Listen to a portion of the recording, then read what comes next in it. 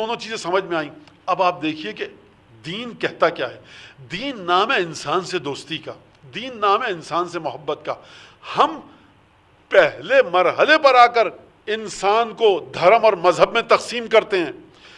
مذہب اور دھرم پہلے مرحلے پر آ کر انسان کو انسان سمجھتا ہے، بعد میں کہیں جا کر مذہب کی بنیاد پر اور مذہب اور ریلیجن اور سیکٹ کی بنیاد پر تقسیم کرتا ہے۔ کتنا فرق ہے ہم میں اور ہمارے ائمہ میں۔ ہماری پہلی بنیاد یہ ہوتی ہے، یہ جو صاحب آئے، اگر ہم مسلمان ہیں یہ ہندو تو نہیں ہے، اگر ہم ہندو ہیں یہ مسلمان تو نہیں ہے، ارے انسان تو ہے، ہنس کر بات کیجئے، مسکرا کر بات کیجئے، اس کی تکلیف کو دور کیجئے۔ توجہ کیا آپ نے؟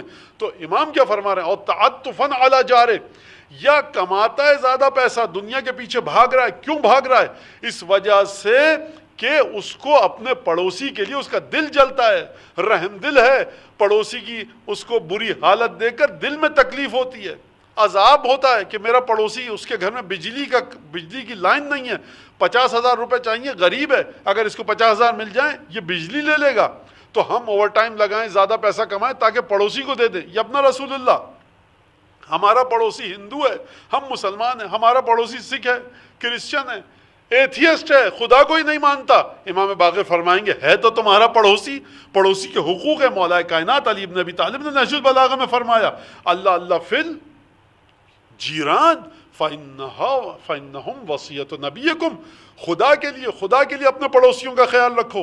امیر المومنین علی بن ابی طالب نے یہ نہیں کہا کہ پڑوسی مسلمان ہو تو خیال رکھنا، شیعہ ہو تو خیال رکھنا، سنی ہو تو خیال نہ رکھنا، عیسائی ہو تو خیال نہ رکھنا، ہندو ہو تو اذیت دینا۔ کہا اگر اس کے گھر کی دیوار تمہارے دیوار سے ملی ہوئی ہے، اگر وہ محلے میں تمہارا پڑوسی ہے تو خبردار یاد رکھنا اس کے حق و حقوق ہیں، یہ تمہارے نبی نے، تمہارے پیغمبر نے، تمہارے پروفٹ نے تم کو وصیت کی ہے، نصیحت کی کہ خبردار اپنے پڑوسی کے حق کو ضائع مت کرنا۔ تو آپ نے توجہ کی کہ کس طرح سے پڑوسی کے حقوق ہیں، پڑوسی کے حق یہاں تک ہیں کہ آپ محنت کر کے مزید پیسہ کمائیے۔ مولانا مجھے ہاتھ نہیں پھیلانا کسی کے سامنے، میرے گھر میں اچھی انکم آ رہی ہے، اچھا جائیے گھر والوں کے لیے محنت کیجیے۔ مولانا کیا محنت کروں، میرے گھر میں حالات اچھے ہیں، گھر میں اے سی بھی ہے، بجلی بھی ہے، جنریٹر بھی ہے، سب کچھ صحیح ہے، ریفریجریٹر، جتنی دنیا کی آسائشیں ہیں جتنے اپلائنسز ہیں آج کل، الیکٹرانکس اور الیکٹریکل سب ہیں۔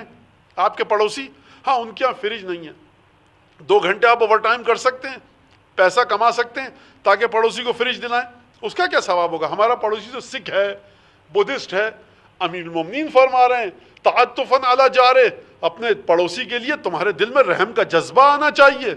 فرمایا جو پیٹ بھر کے سوئے اور اس کا پڑوسی بھوکا سوئے وہ مسلمان کہلانے کا مستحق نہیں ہے۔ یا ابن رسول اللہ، یا علی ہمارا پڑوسی ہو سکتا ہے ہندو، آپ کو نہ مانتا ہو، ہمارا پڑوسی ہو سکتا ہے بدھسٹ ہو، ہمارا پڑوسی ہو سکتا ہے سنی ہو۔ جواب کیا آئے گا کہ دیکھو سماج میں ان طور طریقوں کے مطابق نہیں رہا جاتا جس طرح سے تم نے سماج کے لوگوں کو تقسیم کر دیا ہے۔ پہلے انسان بنو اور پھر اس کے بعد اپنے مذہب پر چلو، مذہب دیتا ہی درس انسانیت کا ہے۔ اور میں یہاں پر یہ بات کہہ دوں کہ یہاں پر میں فقہی مسئلہ نہیں بتا رہا، فقہی مسائل جن کو پوچھنے اپنے علاقے کے عالم دین سے، مسجد امام باڑے میں جو نماز پڑھاتے ہیں ان سے پوچھیں۔ میں دین کی آفاقیت اور ہماگیریت، دین کے دائرہ کار کو بتا رہا ہوں کس طرح سے، ورنہ فقہی حکموں کی تبدیلی کسی کو حق نہیں ہے کرنے کا۔ میرے کہنے کا مقصد یہ کہ دین انسان کو تکریم دیتا ہے۔ ہم بہانے بنا کر یہ ہندو ہے ہم ان کے ساتھ، وہ سکھ ہے، وہ مسلمان ہے، یہ سنی، یہ بریلوی، دین کہہ رہا بہانے مت بناؤ، دیکھو انسان ہے کہ نہیں ہے۔ انسان اگر ہے تو انسان ہونے کے ناطے تم پر کتنی ذمہ داریاں ہیں۔ تعطفاً علی جارے، یہ ہے وہ سب سے زیادہ حیرت